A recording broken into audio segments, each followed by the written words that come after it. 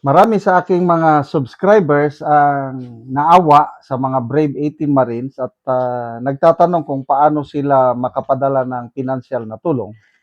Ako, naawa rin ako sa kanila at nagkontak ako sa grupo ni Atty. Baligod at pinagkatiwalaan nila ako ng isang number, ah, pangalan para makapadala ng tulong. At kahapon, nakapadala na ako ng malaki-laking amount. Hindi ko na lang banggitin yung exact amount. Sweldo ito sa ating YouTube channel. Kaya in a way, kayong mga nanonood sa akin, nakapadala na rin. Basta manood lang kayo sa akin. Every end of the month, ang decision ko, magpadala ng tulong sa Brave 18 Marines. Sa mga nagtatanong na paano sila makatulong sa Brave Marines, dito kayo magpadala.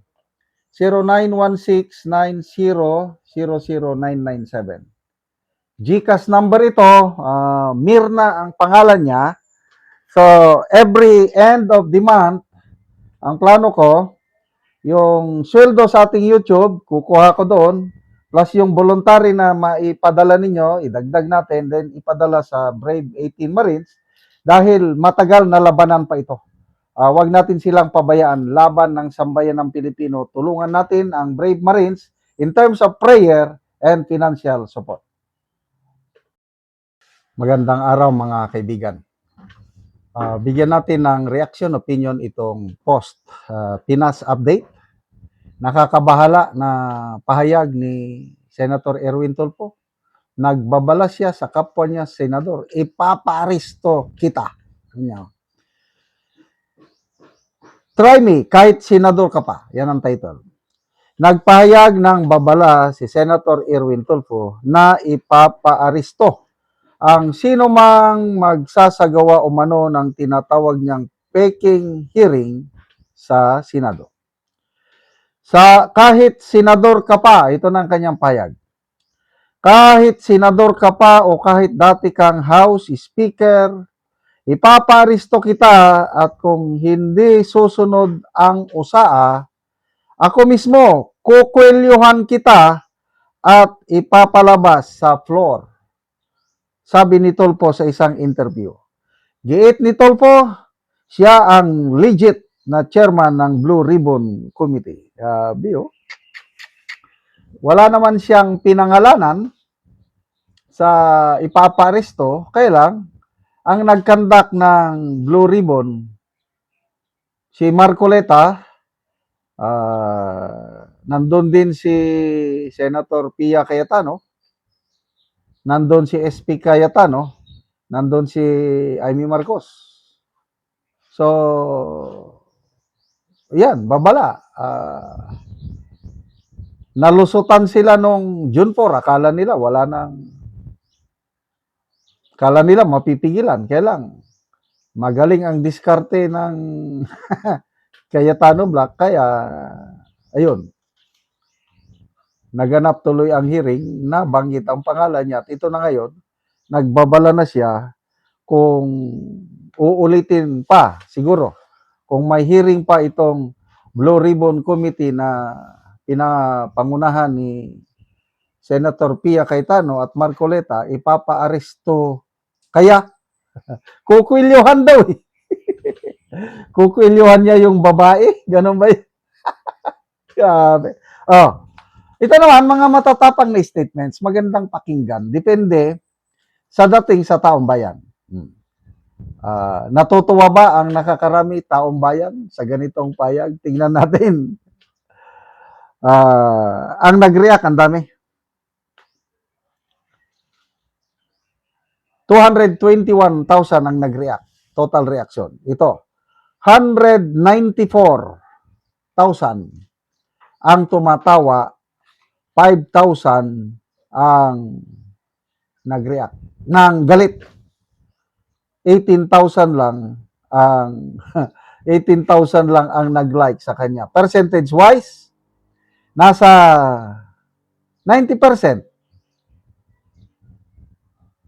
Yeah, 90% mahigit ang tinatawanan or galit kay Tulfo, hindi sila naniniwala. 10% lang ang nag-like, natutuwa sa kanyang pahayag. So, again, dito natin makikita, mga kaibigan, ang pulso ng taong bayan. Talong-talo ang Soto, Gatchalian, Tulfo Black laban sa Cayetano Marcoleta Black pagdating dito sa usapin ng flood control.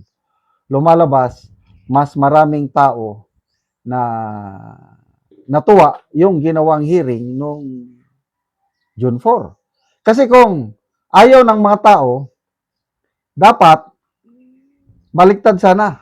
Dapat ang nag-like is 194,000. Kaya baliktad eh. Tinatawanan siya. Ibig sabihin, hindi, kung tinatawanan ka, ako, tumawa lang ako dito. Hindi ako naniniwala, wala akong kabilib-bilib sa mga ganitong birada ni Erwin Tulfo. Parang ano ba siya? Parang broadcaster pa rin ang birada. Pero may kukwiliuhan daw niya ang senador na magkakandak ng Blue Ribbon hearing. Tingnan natin. Ay, nako. So, basa tayo sa mga reaksyon. Gilbert Caballero, tapang naman. Ganyan ba talaga pag guilty? Kasi nabanggit ang pangalan niya. Ilang maleta? 8. Tapos, may bonus pa, may bebot, may chicks pa daw na. Ay, nako. Antonio Quiano, brilliant lawyer Cayetano versus Ben De Los Senator. Tia Cayetano yan, ha? Ang chairman. Dark Screen Castro, tapang talaga pag nasa admin ka, no? Yes, matatapang talaga sila. Akala nila kanila forever ang kapangyarihan. Jenjen Magirang, wow, VIP na rin si Erwin. Ilang chicks ang ipaparisto mo, sir? 13 Salas, feeling entitled si Ben De Legs, Ben De Lo. Tep De Los Trico, feeling powerful, masama, hindi ko na lang banggitin. Recana Rodrigo, nahubaran sa 18 Marines. Marilo Parito, oy, akusado naging judge. Edi wow, only in the Philippines. Joseph Seradoy, mag-hearing-hearing, sabi nung chairmanan. Okay, salamat mga kaibigan sa inyong pagsubaybay sa channel nito. Nakakatulong kayo ng malaki sa tribong talanding ng Bukidnon dahil ang sweldo natin sa channel is pantulong po sa tribo. Namimigay tayo ng libreng yero at pako para makapagpatayo sila ng mas maayos na tirahan. Panoorin nyo ang video na ito. Karon mauna ni sila ang natagaan og gero. So dagan digid ni sila. O kapil na pod ang ilang mga lansang.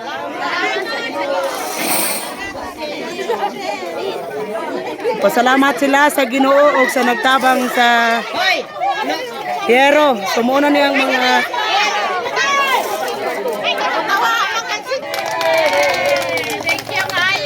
nalipay sila sa gihatag nga yero. So kada isa ni naanay tag-iya. Naanay mga lansang, yero. So kompleto na.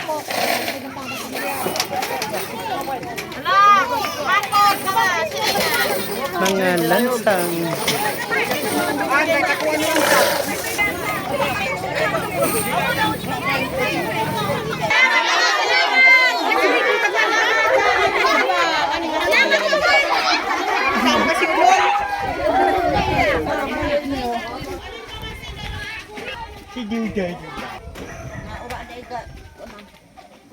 Karon mao na ni ang balay ilang ante nga ang ilang yero tungod sa kanang buslot na so gisapawan na lang nila og silupin.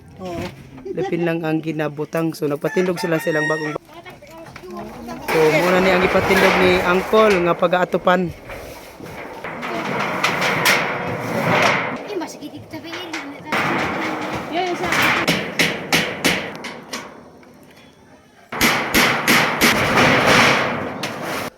Karon humanagit sa pag-atop ang among ginahatag nga yero ilang ante.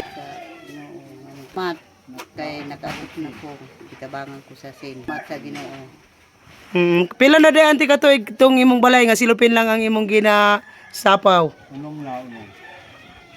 Kahit unom. So unom na ka tuig. So salamat kayo ante.